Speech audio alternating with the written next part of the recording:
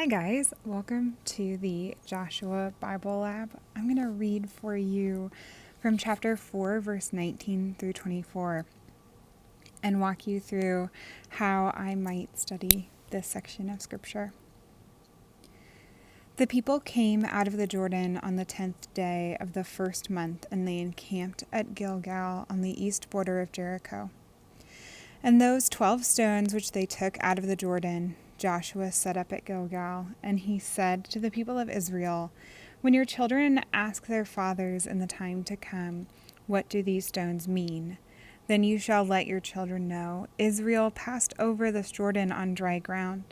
For the Lord your God dried up the waters of the Jordan for you until you passed over, and the Lord your God did to the Red Sea, which he dried up for us until we passed over, so that all the peoples of the earth may know that the hand of the Lord is mighty, that you may fear the Lord your God forever."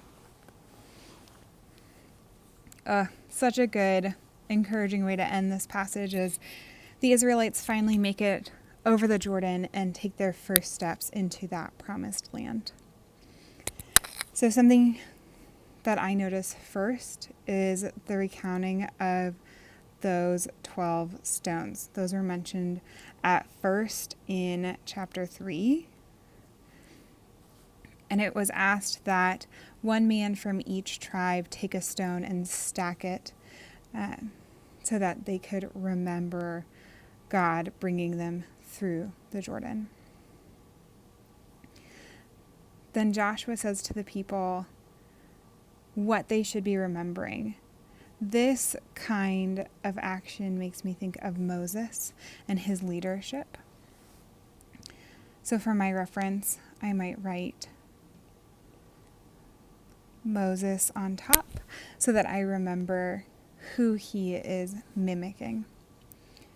Then we go a little further, seeing that he is expecting future generations to come to their parents and say, "What do these stones mean?"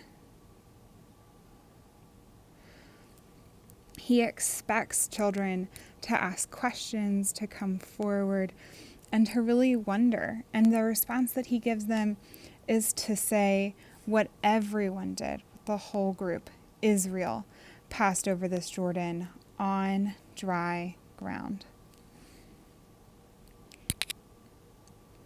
And then it says that God dried up the waters. So it's not just enough that Israel passed over on dry land, but that God was the one who dried up the waters, just as he did to the Red Sea. So when future generations ask, we're not just remembering the most recent miracle, but all the miracles that God has performed for Israel. Then down here in verse 24, we see so that. So that to me is another way to say because.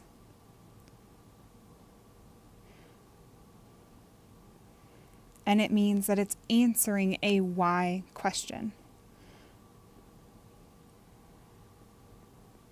So I'll go back through and look for the why. Why will all people of the earth know that the hand of the Lord is mighty and that the Israelites may fear the Lord your God? It is because God dried up the waters. When God does miraculous things, this passage tells me that it is something to be remembered. And it's something that demonstrates his might.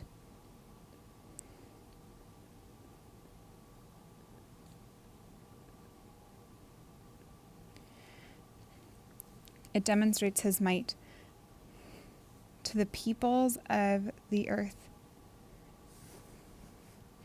and that everyone is able to see it.